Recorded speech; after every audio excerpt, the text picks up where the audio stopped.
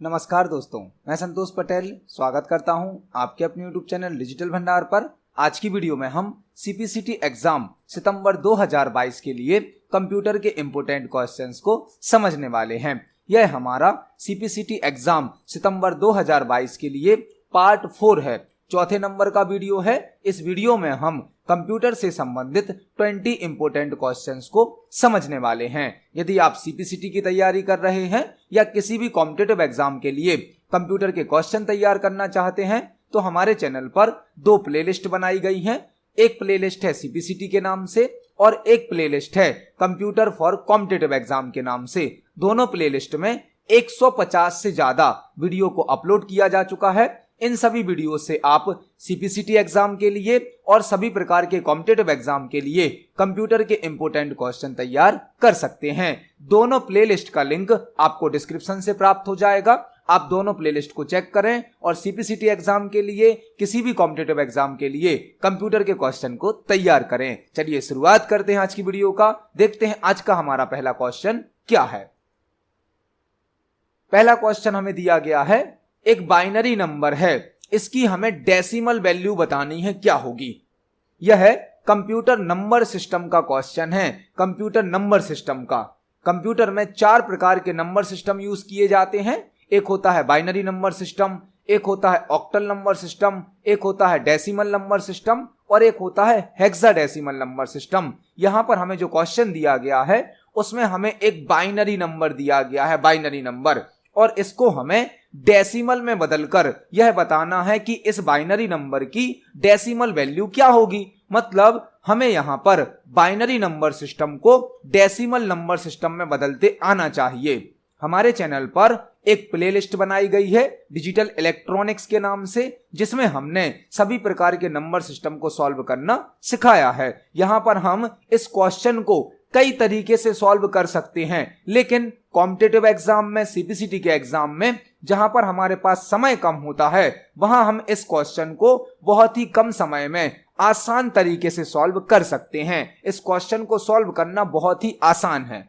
यदि आपको कोई भी बाइनरी नंबर दिया जाता है और उसकी आपसे डेसिमल वैल्यू पूछी जाती है तो आपको एक सीरीज याद रखनी है, एक ट्रिक याद रखनी है। हमारी सीरीज है 1, 2, 4, 8, 16। आपको सीरीज को 1 से स्टार्ट करना है और डबल करते जाना है। जितने नंबर आपको बाइनरी नंबर सिस्टम में दिए गए हैं उतने अंक तक इस सीरीज को बढ़ाना है। हमारे बाइनरी नंबर में हमें 5 अंक दिए गए हैं तो हमने इस सीरीज को भी 5 अंकों तक लिखा है। यदि यहां पर 6 अंक होते तो हम सीरीज को और आगे बढ़ा देते, 32। 6 अंक से ज्यादा होते तो 64, 128। इस प्रकार से इस सीरीज को हमें बढ़ाते जाना है। अब इस सीरीज के नीचे हमें अपने बाइनरी नंबर को लिखना है, जो कि है 1, 1, 0, 1, 1। हमने एक सीरीज लिखी, 1, 2, 4, 8, 16, 32। इस प्रकार से सीरीज बढ़ती जाएगी। हमारे क्वेश्चन में हमें 5 डिजिट दिए गए थे, 5 नंबर दिए गए थे बाइनरी में, तो हमने सीरीज को 5 अंकों तक बनाया है। अब जहां जहां पर 1 है उन नंबर को हमें ऐड कर देना है और जहां पर 0 है उस नंबर को हमें छोड़ देना है। तो आप देख सकते हैं 1 कहां पर आया, 16 पर, 16 पर, फिर 1 कहां आया, 8 पर, 8 पर, तो 16 और 8 24। 4 में तो 0 है तो हम इसको ऐड नहीं करेंगे। यहां तक हो गया था 24। 24 के बाद 2 के नीचे 1 है तो 24 और 2 26 और 1 के नीचे 1 है तो एक और जोड़ेंगे तो हो जाएगा हमारा 27, मतलब 27। यह हमारा आंसर है।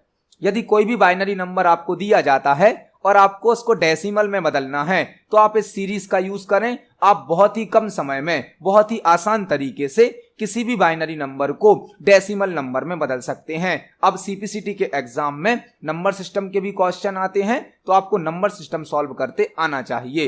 इस क्वेश्चन को सॉल्व करना बहुत ही आसान है। आप देख सकते हैं हमने कितने आसान तरीके से इस क्वेश्चन को सॉल्व कर दिया। इस क्वेश्चन का सही आंसर है ऑप्शन नंबर C, 27। यह जो नंबर हमें बाइनरी में दिया गया है इसकी डेसिमल वैल्यू होगी 27। देखते हैं हमारे नेक्स्ट क्वेश्चन को।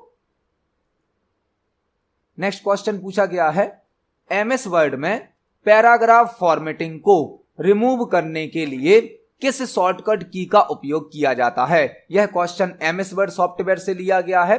MS वर्ड जो कि एक वर्ड प्रोसेसिंग सॉफ्टवेयर है जो कि हमें टाइपिंग फॉर्मेटिंग करने की सुविधा प्रदान करता है।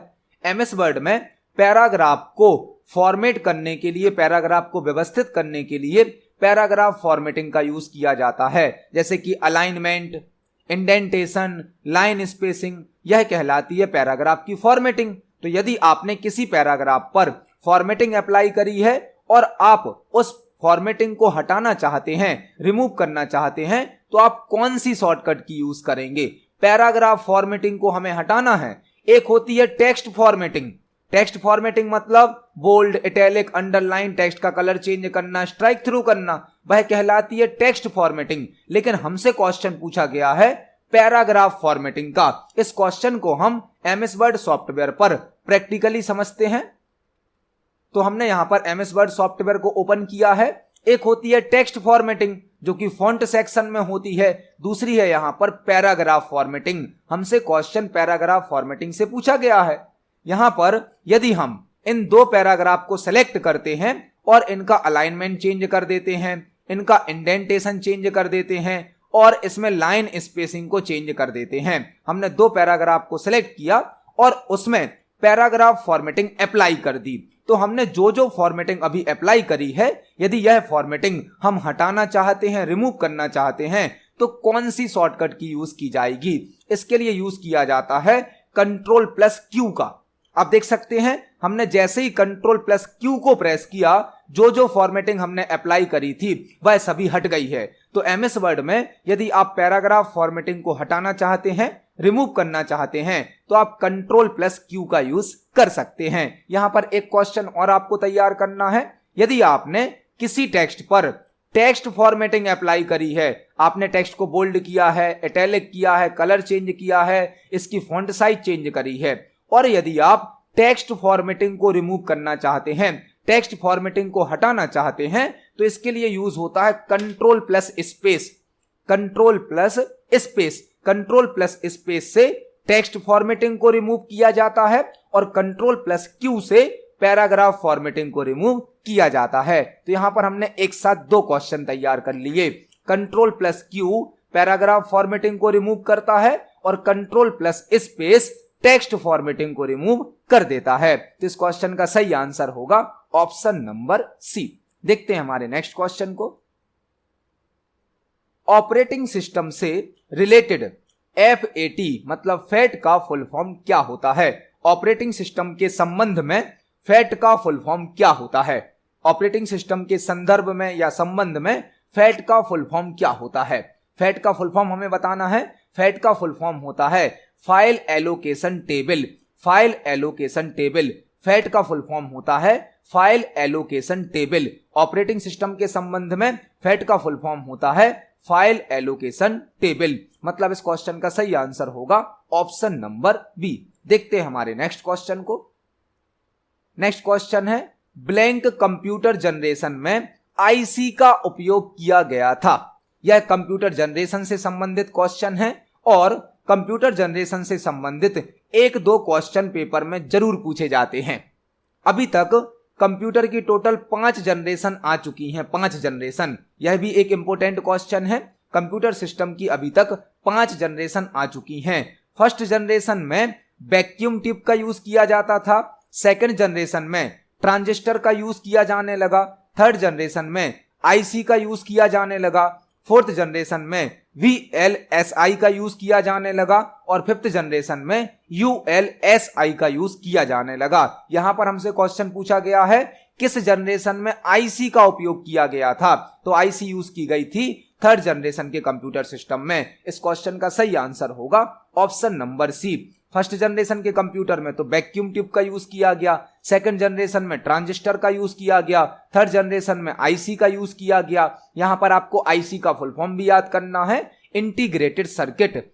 फोर्थ जनरेशन में VLSI का यूज किया गया, वेरी लार्ज स्केल इंटीग्रेशन। और फिफ्थ जनरेशन के कंप्यूटर में ULSI का यूज किया गया, अल्ट्रा लार्ज स्केल इंटीग्रेशन। तो इस क्वेश्चन का सही आंसर है ऑप्शन नंबर सी। देखते हैं हमारे नेक्स्ट क्वेश्चन को।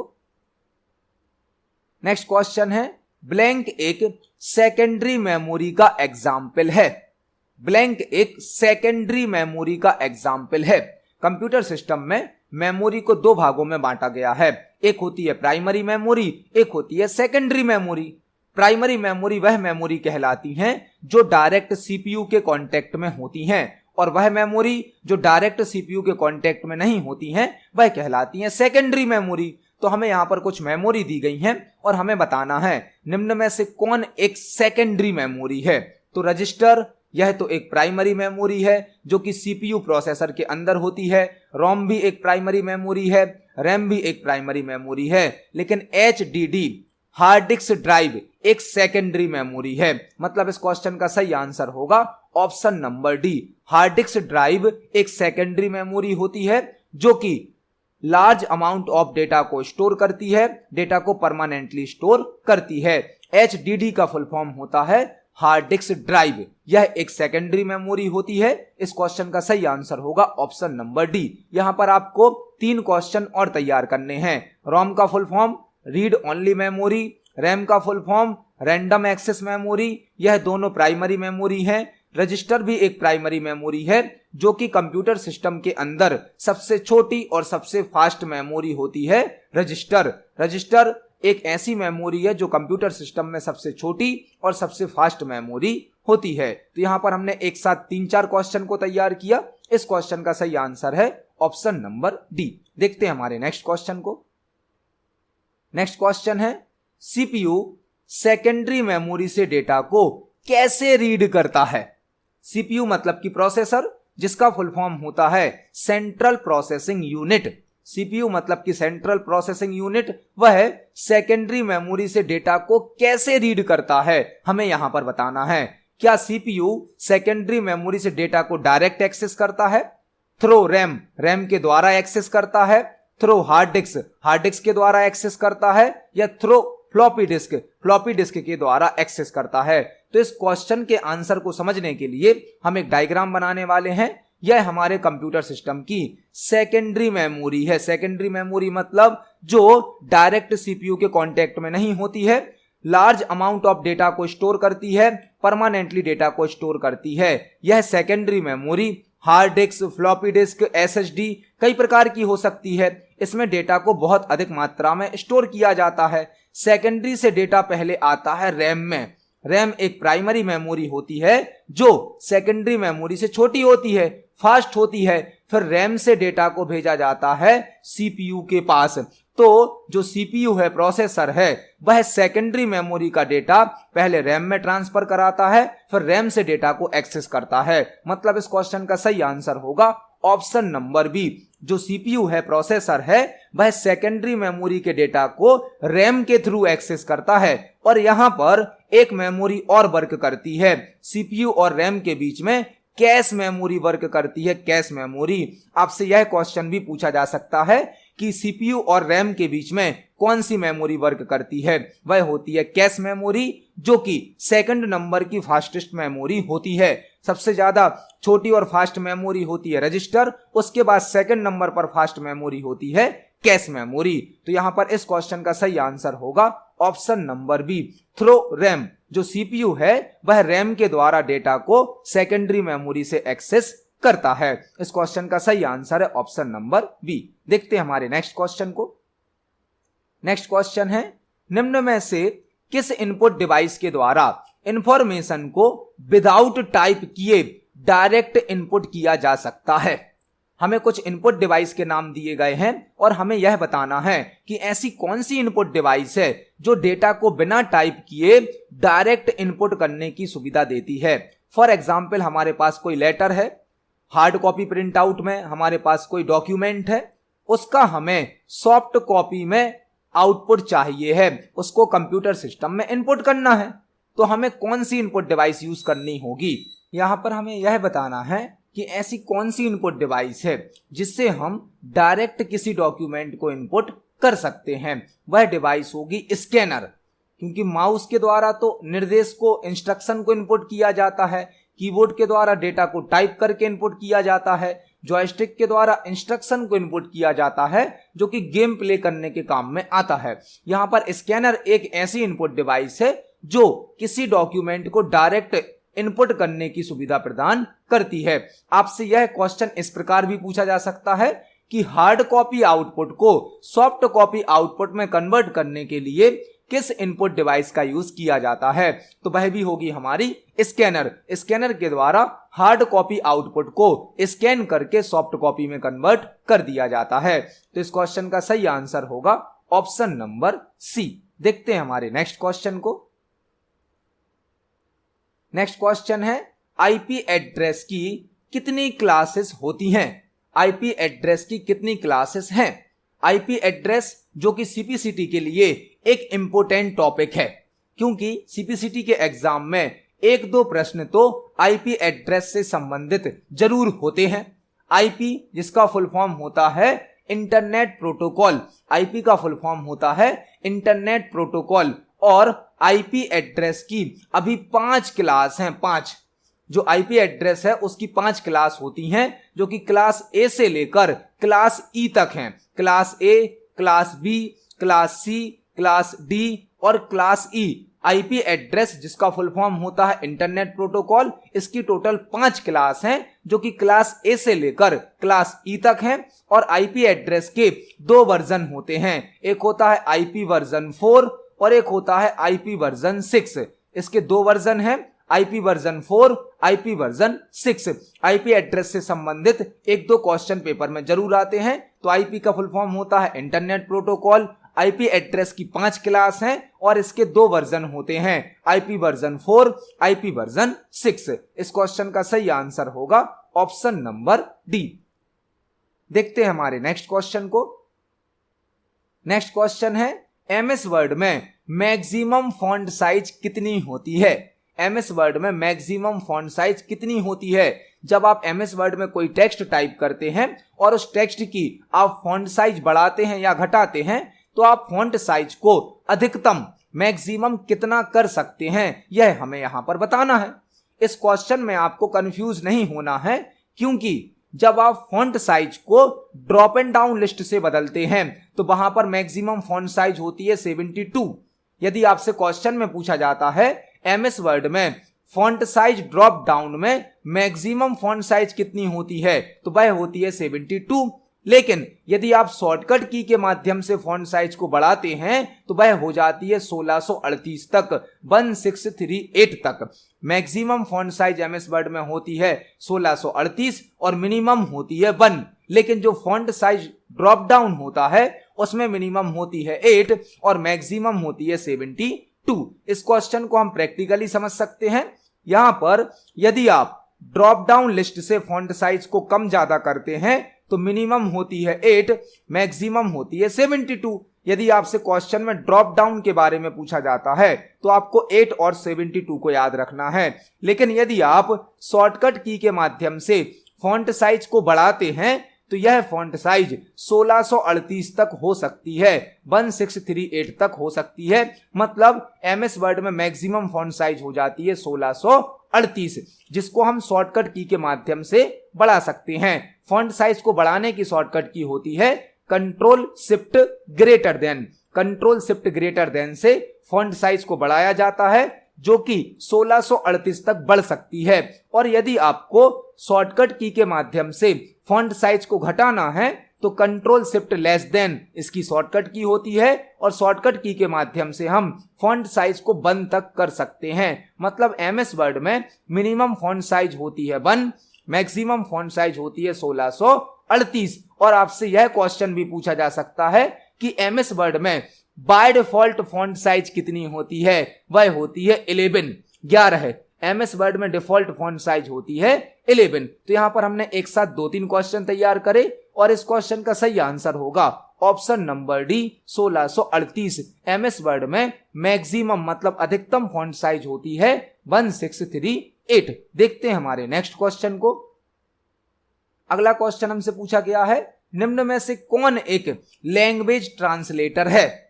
निम्न में से कौन एक लैंग्वेज ट्रांसलेटर है? लैंग्वेज ट्रांसलेटर मतलब जो एक लैंग्वेज को किसी दूसरी लैंग्वेज में कन्वर्ट करता है। जब कोडिंग प्रोग्रामिंग की जाती है तो यूजर प्रोग्राम बनाता है हाई लेवल लैंग्वेज में, लेकिन कंप्यूटर समझता है लो लेवल लैंग्वेज। तो इस हाई लेवल लैंग्वेज के प्रोग्राम को लो लेवल लैंग्वेज में बदलना होता है, जिसके लिए लैंग्वेज ट्रांसलेटर का यूज किया जाता है। लैंग्वेज ट्रांसलेटर होते हैं कंपाइलर, इंटरप्रेटर, असेंबलर। 3 प्रकार के लैंग्वेज ट्रांसलेटर होते हैं। कंपाइलर और इंटरप्रेटर हाई लेवल लैंग्वेज को लो लेवल लैंग्वेज में बदलते हैं, बट कंपाइलर एक साथ कंप्लीट प्रोग्राम को हाई लेवल लैंग्वेज से लो लेवल लैंग्वेज में बदलता है, जबकि इंटरप्रेटर प्रोग्राम को line by line high level language से लो लेवल लैंग्वेज में कन्वर्ट करता है, जबकि असेंबलर असेंबली लैंग्वेज को लो लेवल लैंग्वेज में कन्वर्ट करता है। तो इस क्वेश्चन का सही आंसर होगा option number D, compiler. Linux तो एक ऑपरेटिंग सिस्टम है जो कि एक फ्री ऑपरेटिंग सिस्टम है, ओपन सोर्स ऑपरेटिंग सिस्टम है। विंडोज भी एक ऑपरेटिंग सिस्टम है और एमएस ऑफिस एक एप्लीकेशन सॉफ्टवेयर है। तो इस क्वेश्चन का सही आंसर होगा ऑप्शन नंबर डी, कंपाइलर। देखते हैं हमारे नेक्स्ट क्वेश्चन को। नेक्स्ट क्वेश्चन है, निम्न में से कौन एक कंप्यूटर की सबसे स्मॉल और फास्ट मेमोरी है? निम्न में से कौन एक कंप्यूटर की सबसे छोटी और सबसे तेज मेमोरी है? यहां पर हमसे मेमोरी से संबंधित क्वेश्चन पूछा गया है। हमें कुछ मेमोरी के नाम दिए गए हैं और हमें बताना है कि कंप्यूटर के अंदर सबसे छोटी और सबसे फास्ट मेमोरी कौन सी होती है। इस क्वेश्चन का आंसर हमने आज की वीडियो में ही एक प्रीवियस क्वेश्चन में समझा था। कंप्यूटर के अंदर सबसे छोटी और सबसे फास्ट मेमोरी होती है रजिस्टर, जो कि सीपीयू प्रोसेसर के अंदर होती है। सीपीयू या प्रोसेसर के अंदर होते हैं रजिस्टर, जो कि कंप्यूटर के अंदर सबसे छोटी और सबसे फास्ट मेमोरी होती है। तो इस क्वेश्चन का सही आंसर होगा option number C, register computer की सबसे छोटी और फास्ट मेमोरी है, जो कि सीपीयू या प्रोसेसर के अंदर होती है। यहां पर आपको 3 क्वेश्चन और तैयार करने हैं। सीडी रोम का फुल फॉर्म, सीडी रोम का फुल फॉर्म होता है compact disc read only memory.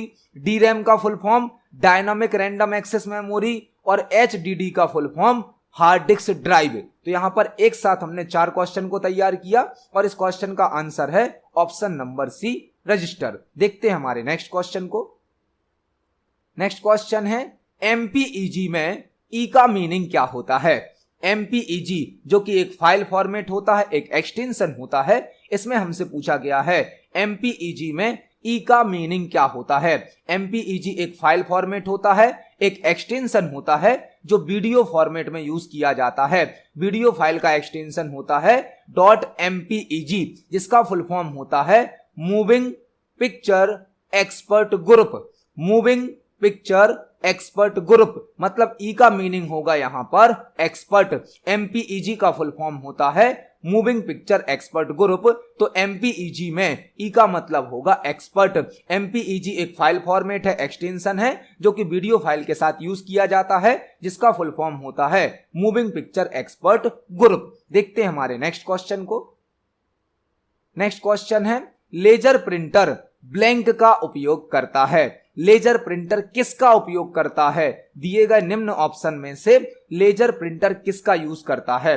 Printer जो कि एक आउटपुट डिवाइस होता है और हमें हार्ड कॉपी आउटपुट प्रदान करता है। प्रिंटर एक आउटपुट डिवाइस है जो कि हमें हार्ड कॉपी आउटपुट प्रदान करता है और प्रिंटर को 2 भागों में बांटा गया है, इंपैक्ट प्रिंटर और non impact printer. Impact printer वह होते हैं जो प्रिंटिंग करते समय अधिक साउंड करते हैं, आवाज ज्यादा करते हैं, और नॉन इंपैक्ट प्रिंटर वह होते हैं जिनकी प्रिंटिंग क्वालिटी अच्छी होती है, स्पीड फास्ट होती है और प्रिंटिंग करते समय शोर कम करते हैं। तो लेजर प्रिंटर एक नॉन इंपैक्ट प्रिंटर है और यह अपने लिए टोनर कॉर्ट्रिज का यूज करता है। लेजर प्रिंटर के अंदर कॉर्ट्रिज होती है जिसमें टोनर भरा होता है, पाउडर भरा होता है, ड्राई पाउडर भरा होता है। तो इस क्वेश्चन का सही आंसर होगा ऑप्शन नंबर बी।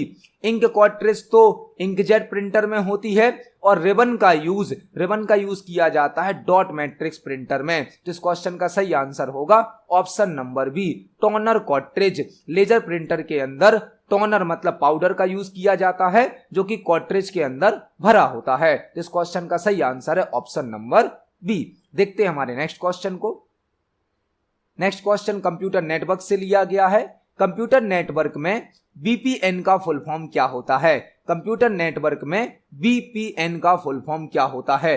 बीपीएन जिसका फुल फॉर्म होता है virtual private network. Virtual private network एक ऐसा नेटवर्क जो किसी पब्लिक नेटवर्क को प्राइवेटली एक्सेस करने की सुविधा प्रदान करता है। यदि हमें किसी पब्लिक नेटवर्क को सिक्योरिटी के साथ एक्सेस करना है तो उसके लिए बीपीएन का यूज किया जाता है और बीपीएन का फुल फॉर्म होता है वर्चुअल प्राइवेट नेटवर्क। तो इस क्वेश्चन का सही आंसर होगा ऑप्शन नंबर सी। देखते हैं हमारे नेक्स्ट क्वेश्चन को। नेक्स्ट क्वेश्चन है वेब ब्राउजर एक ब्लैंक सॉफ्टवेयर होता है। जो वेब ब्राउजर है वह किस प्रकार का सॉफ्टवेयर होता है, हमें यहां पर यह बताना है।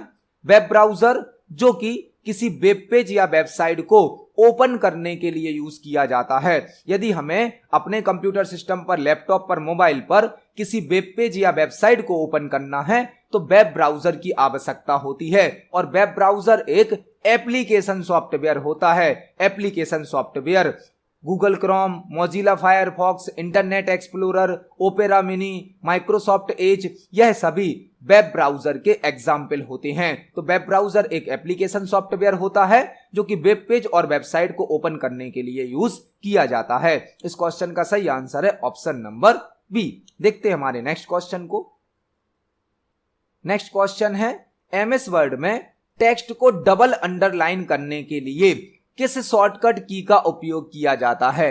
एमएस वर्ड में यदि हमें टेक्स्ट को डबल अंडरलाइन करना है तो हम कौन सी शॉर्टकट की का यूज करेंगे? आपने एमएस वर्ड में टेक्स्ट को नॉर्मल अंडरलाइन करना सीखा होगा।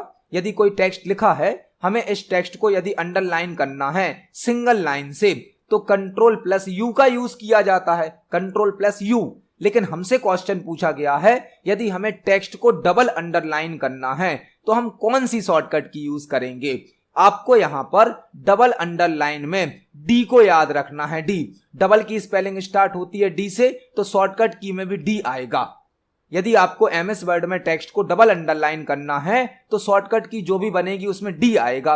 और आप देख सकते हैं यहां पर इसी शॉर्टकट की में डी आ रहा है, तो हमारा आंसर होगा option number B, control shift D. यदि आप कंट्रोल शिफ्ट डी को प्रेस करते हैं तो एमएस वर्ड में सिलेक्टेड टेक्स्ट डबल अंडरलाइन से शो होता है। इसको हम प्रैक्टिकली देख सकते हैं। यहां पर हमने कुछ टेक्स्ट को सिलेक्ट किया और कीबोर्ड से कंट्रोल शिफ्ट डी को प्रेस किया तो आप देख सकते हैं जो हमारा टेक्स्ट अंडरलाइन हुआ है वह डबल अंडरलाइन हुआ है। तो डबल अंडरलाइन की शॉर्टकट की होती है कंट्रोल शिफ्ट डी। इस क्वेश्चन का सही आंसर होगा option number B, control shift D. देखते हैं हमारे नेक्स्ट क्वेश्चन को। नेक्स्ट क्वेश्चन एमएस एक्सेल से लिया गया है। एमएस एक्सेल में सेल कंटेंट को स्ट्राइक थ्रो करने के लिए किस शॉर्टकट की का उपयोग किया जाता है? एमएस एक्सेल में यदि हमें सेल कंटेंट को, सेल कंटेंट मतलब सेल में भरे गए डेटा को स्ट्राइक थ्रो करना है तो हम कौन सी शॉर्टकट की का यूज करेंगे? स्ट्राइक थ्रो का मतलब होता है टेक्स्ट को सिंगल लाइन से काट देना, सिंगल लाइन से क्रॉस कर देना, उसे कहा जाता है स्ट्राइक थ्रो। तो एमएस एक्सेल में यदि हमें किसी सेल के डेटा को, सेल के कंटेंट को स्ट्राइक थ्रो करना है तो हम कौन सी शॉर्टकट की का यूज कर सकते हैं? इस क्वेश्चन को हम प्रैक्टिकली एक्सेल पर समझने वाले हैं और इस एक क्वेश्चन के साथ हम 4-5 क्वेश्चन और भी तैयार करेंगे। तो चलते हैं एमएस एक्सेल सॉफ्टवेयर पर। यह एक्सेल सॉफ्टवेयर है। यहां पर हमने सेल में कुछ डेटा टाइप किया है। यदि इस डेटा को हमें स्ट्राइक थ्रो करना है तो कंट्रोल के साथ 5 का यूज किया जाता है, कंट्रोल प्लस 5। कंट्रोल प्लस 5 से हम एक्सेल में डेटा को स्ट्राइक थ्रो कर सकते हैं। यह क्वेश्चन हमसे पूछा गया है। लेकिन कंट्रोल प्लस 4 से डेटा को अंडरलाइन किया जा सकता है एक्सेल में, कंट्रोल प्लस 4 से। यह आप कंट्रोल प्लस यू से भी कर सकते हैं। इसी प्रकार से कंट्रोल प्लस 3 से डेटा को इटैलिक किया जा सकता है, कंट्रोल प्लस 3 से। यह काम आप कंट्रोल प्लस आई से भी कर सकते हैं। कंट्रोल प्लस 3 या कंट्रोल प्लस आई से डेटा को इटैलिक किया जा सकता है। कंट्रोल प्लस 2 यह डेटा को बोल्ड करता है, कंट्रोल प्लस 2। आप कंट्रोल बी से भी डेटा को बोल्ड कर सकते हैं और कंट्रोल 2 से भी डेटा को बोल्ड कर सकते हैं। तो यहां पर हमने एक साथ 4 क्वेश्चन तैयार करे। कंट्रोल 2 से डेटा को बोल्ड किया जाता है, कंट्रोल 3 से डेटा को इटैलिक किया जाता है, कंट्रोल 4 से डेटा को अंडरलाइन किया जाता है और कंट्रोल 5 से डेटा को स्ट्राइक थ्रो किया जाता है। एमएस एक्सेल के अंदर यह सभी शॉर्टकट की यूज की जा सकती हैं। तो इस क्वेश्चन का सही आंसर होगा ऑप्शन नंबर डी, कंट्रोल 5 से डेटा को या सेल के कंटेंट को स्ट्राइक थ्रो किया जा सकता है। देखते हैं हमारे नेक्स्ट क्वेश्चन को। नेक्स्ट क्वेश्चन है, निम्न में से कौन एक एमएस एक्सिस का ऑब्जेक्ट नहीं है? निम्न में से कौन एक एमएस एक्सिस का ऑब्जेक्ट नहीं है? एमएस एक्सिस जो कि एक डीबीएमएस सॉफ्टवेयर होता है, डेटाबेस मैनेजमेंट सिस्टम होता है, जिसमें हम डेटाबेस को बना सकते हैं, डेटाबेस को मैनेज कर सकते हैं और डेटाबेस पर कई प्रकार के ऑपरेशन को परफॉर्म कर सकते हैं। एमएस एक्सेस एक डीबीएमएस सॉफ्टवेयर है जिसमें कई प्रकार के ऑब्जेक्ट क्रिएट किए जाते हैं, जैसे कि टेबल एमएस एक्सेस का ऑब्जेक्ट है, क्वेरी एमएस एक्सेस का ऑब्जेक्ट है, फॉर्म, रिपोर्ट, मॉड्यूल, यह सभी एमएस एक्सेस के ऑब्जेक्ट होते हैं। लेकिन फिल्टर एमएस एक्सेस का एक फीचर होता है। मतलब इस क्वेश्चन का सही आंसर होगा option number B, filter MS Access का एक फीचर है लेकिन इसका ऑब्जेक्ट नहीं है। तो इस क्वेश्चन का सही आंसर होगा ऑप्शन नंबर बी, फिल्टर। देखते हैं नेक्स्ट क्वेश्चन को। नेक्स्ट क्वेश्चन है, इंटरनेट के माध्यम से गुड्स मतलब माल, सर्विस मतलब सेवा का सेल्स परचेज करना क्या कहलाता है? इंटरनेट के माध्यम से वस्तु या सेवाओं को खरीदना और बेचना क्या कहलाता है? यदि आप इंटरनेट के माध्यम से किसी वस्तु या सेवा को खरीदते हैं या बेचते हैं तो उसे क्या कहा जाता है? उसे कहा जाता है ई कॉमर्स। ई कॉमर्स मतलब इलेक्ट्रॉनिक कॉमर्स। इंटरनेट और टेक्नोलॉजी के माध्यम से वस्तुओं और सेवाओं को खरीदना बेचना ई कॉमर्स कहलाता है। इसका फुल फॉर्म होगा इलेक्ट्रॉनिक कॉमर्स। इस क्वेश्चन का सही आंसर है ऑप्शन नंबर डी, इंटरनेट के माध्यम से, टेक्नोलॉजी के माध्यम से वस्तुओं को खरीदना और बेचना ई कॉमर्स कहलाता है, जिसका फुल फॉर्म होता है इलेक्ट्रॉनिक कॉमर्स। इस क्वेश्चन का सही आंसर है option number D. Next question MS Excel से पूछा गया है। एमएस एक्सेल में सेल के कंटेंट को एडिट करने के लिए किस फंक्शन की का उपयोग किया जाता है? एमएस एक्सेल में जो सेल होते हैं, सेल में यदि आपने कोई डेटा टाइप किया है, कोई कंटेंट टाइप किया है और आप उसको एडिट करना चाहते हो, उसको सुधारना चाहते हो, तो आप कौन सी फंक्शन की का उपयोग कर सकते हैं? एमएस एक्सेल में सेल के कंटेंट को एडिट करने के लिए F2 की का यूज किया जाता है। F2 की के द्वारा हम सेल के कंटेंट को एडिट कर सकते हैं। इस क्वेश्चन को हम प्रैक्टिकली एक्सेल पर देख सकते हैं। फॉर एग्जाम्पल, हमें इस सेल में जो डिजिटल भंडार लिखा है इसको यदि एडिट करना है, चेंज करना है, तो या तो हमें इस सेल पर डबल क्लिक करना होगा, तभी हमारा कर्सर यहां पर एडिटिंग मोड में आता है। आप देख सकते हैं डबल क्लिक किया मैंने, या फिर आप इस सेल पर एक बार क्लिक करें और F2 को प्रेस करें तो भी आपका सेल एडिट हो सकता है। मतलब एक्सेल में सेल कंटेंट को एडिट करने के लिए F2 शॉर्टकट की या फंक्शन की का यूज किया जाता है। तो इस क्वेश्चन का सही आंसर होगा option number B, F2। Cell content को एडिट करने के लिए F2 शॉर्टकट की का यूज किया जाता है। तो आज की वीडियो में हमने सीपीसीटी एग्जाम के लिए कंप्यूटर से संबंधित 20 इंपोर्टेंट क्वेश्चंस को समझा है। आप इन सभी क्वेश्चन को पढ़ें, समझें। यदि आपका कोई क्वेश्चन है, कोई डाउट है तो कमेंट सेक्शन में जरूर पूछें। वीडियो पसंद आती है तो वीडियो को लाइक करें, ज्यादा से ज्यादा शेयर करें। मिलते हैं अगली वीडियो में। धन्यवाद।